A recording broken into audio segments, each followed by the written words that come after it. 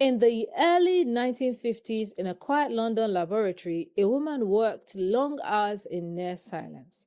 Her name was Rosalind Franklin.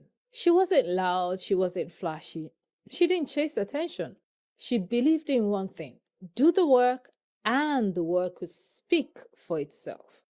Rosalind was trying to solve one of the biggest mysteries in science. What does DNA actually look like? DNA is the instruction manual for life. Every living thing has it. But at the time, no one knew its true structure.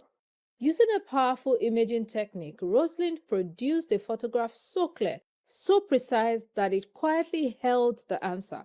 The image, later called Photo 51, revealed the shape of DNA.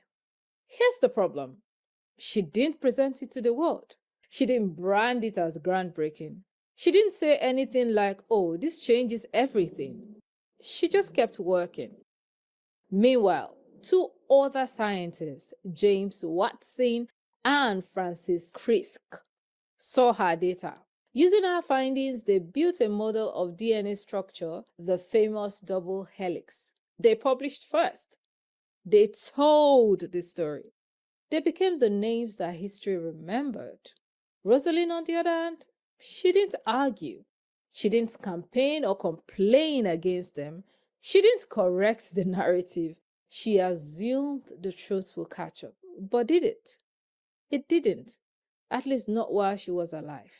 She died young at the age of 37, and when the Nobel Award for the DNA was presented, her name wasn't mentioned. For decades, the world believed the breakthrough belonged to others, not because she wasn't essential, but because she was invisible. The DNA industry is now a multi-billion-dollar one, helping people trace their ancestry, figure out paternity, solve crimes, etc. In the case of Nikola Tesla, he was known, but he had a perception and positioning problem that ensured he died broke. Now, these are not just figures from history, because history has a funny way of repeating itself. We've heard these stories, and I believe it would help us learn to do better and take advantage of this lesson and tell our own story and narratives so that we don't end up on the really sad side of history because we did not learn from those that came before us.